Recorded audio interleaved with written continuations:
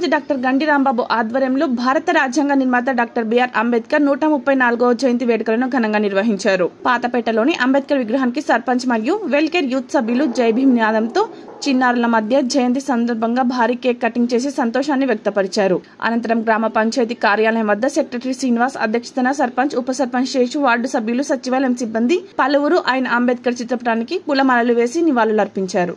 ఈ రోజు పంచాయతీ కార్యాలయం నుండి పార్లమెంట్ దాకా ప్రభుత్వం యొక్క విధి విధానాలు నడుస్తూ ఉన్నాయంటే అది ఆ రాజ్యాంగంలో పొందుపరిచినటువంటి ఆర్టికల్స్ అండ్ అమెండ్మెంట్స్ బట్టి మాత్రమే తప్ప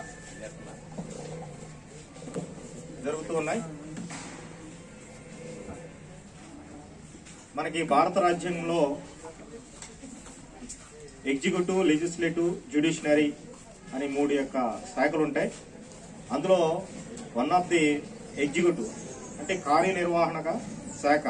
ఈ కార్యనిర్వహణక శాఖలో భాగంగా ఇవాళ పంచాయతీ యొక్క విధి విధానాలు, పంచాయతీ గ్రామ స్థాయిలో పంచాయతీలో ఏం చేయాలి, అలాగే రాష్ట్ర స్థాయిలో శాసనసభ, ఢిల్లీ పార్లమెంట్ స్థాయిలో పార్లమెంట్లో ఒక చట్టాలని రూపొందించాలన్నా, ఒక చట్టాన్ని శాసనాలుగా దాన్ని అమలు పరచాలన్నా ఆ యొక్క రాజ్యాంగంలో వెరీ క్లియర్ గా చాలా పొందుపరచడం జరిగింది.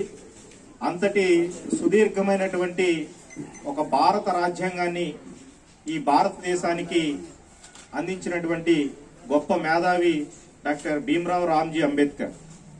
అందుకనే ఈ రోజున యుఎన్ఓ అంటే ఐక్యరాజ్య సమితి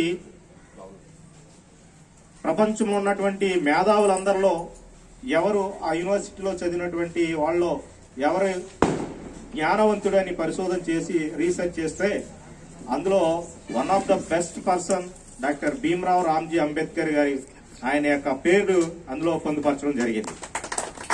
దానికి చిహ్నంగా ప్రపంచ విజ్ఞాన దినోత్సవం అంటే వరల్డ్ నాలెడ్జ్ డే. ఇది మనం పెట్టింది కాదు, ఒక భారతదేశమో లేదంటే ఒక రాష్ట్రానికో ఒక దేశానికో ఇది పరిమితమైనటువంటిది కాదు. ప్రపంచం మొత్తం గర్వించదగ్గ ఏకైక వ్యక్తి ఎవరైనా ఉన్నారంటే అది universal person, symbol of the knowledge, one and only doctor Bhimrao Ramji Ambedkar.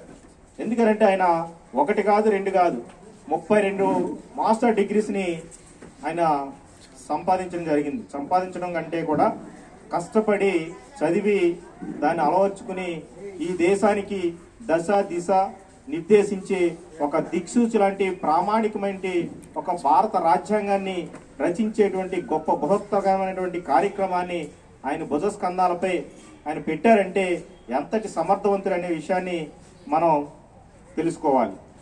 అంతటి గొప్ప వ్యక్తి చిన్నతనంలో బడి నుండి గుడి వరకు ప్రతి చోట అణువణువున వివక్షత ఎదుర్కొంటూనే ఉన్నాడు.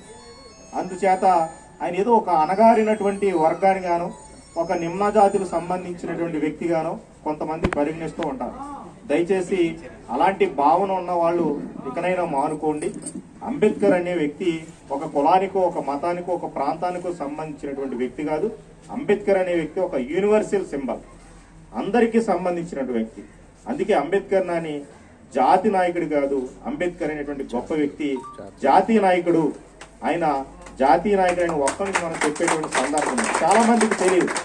ఏదో అంబేద్కర్ అంటే ఒక ఎస్సీ సామాజిక వర్గానికి చెందినటువంటి పేటల్లో లేదంటే ఏదో సెంటర్లో ఒక అంబేద్కర్ విగ్రహం ఉంటుందంట. అది విగ్రహం కాదు. అంబేద్కర్ అనేది ఒక సింబాలిక్, ఒక నాలెడ్జ్కి సింబల్. అలాగే ఒక ప్రతి విషయంలో ఇవాళ చట్టసభల్లో 50% రిజర్వేషన్ అనుభవిస్తున్నటువంటి మహిళలందరూ కూడా ఆయన ప్రతిపాదించింది. స్త్రీల కోసం ఆయన చేసినటువంటి త్యాగం ఈ భారతదేశంలో ఏ వ్యక్తి చేయలేదు.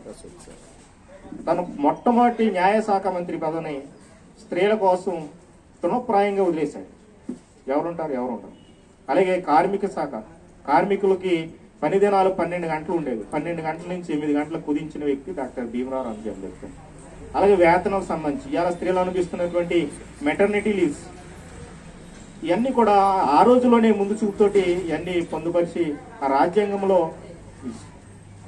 ఈచ్ అండ్ ఎవరి వన్ ఇవాళ భారత రాజ్యాంగమే భారతదేశానికి ఒక ప్రామాణికమైనటువంటి గ్రంథం.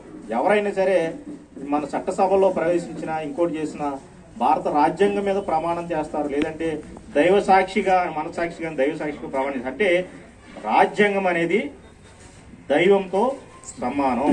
ప్రతి ఒక్క భారతీయుడు, ఇక్కడ హిందూ, ముస్లిం, క్రిస్టియన్ వివిధ మతాలు మనకు మధ్య ఉండవచ్చు. హిందువుడికి పవిత్ర గ్రంథం ఖురాన్, ముస్లింకి ఖురాన్, హిందువులకి భగవద్గీత, అలాగే క్రైస్తవులకి బైబిల్. కానీ వీళ్ళందరికీ కూడా పాటించే ఒకే ఒక్క గ్రంథం భారత రాజ్యాంగం. ఆ రాజ్యాంగ గ్రంథమే ఈ రోజు ఈ యొక్క మతాలన్నీ కూడా ఇలా క్రైస్తవులు తన మత స్వేచ్ఛని ప్రసరించుకుంటున్నా, హిందువులు తన యొక్క మనోభావాల్ని చెప్పగలుగుతున్నా, ముస్లింస్ వారి యొక్క సిద్ధాంతాలను ఆచరించగలుగుతూ ఉన్నా. దీన్ని according to the base on the Indian constitution base చేసుకుని మాత్రమే ఈరోజు పరిపాలన అనేది ఈ భారతదేశంలో జరుగుతుంది. అటువంటి గొప్ప పరిపాలన సాగించడానికి ఒక సూచిక, ఒక దార్శనిక గ్రంథం. దీన్ని మనం ఒక ఐడియాలజికల్ ఇండియన్ కాన్స్టిట్యూషన్ భారత రాజ్యాంగం అనేది. ఎందుకంటే ప్రపంచంలో అనేక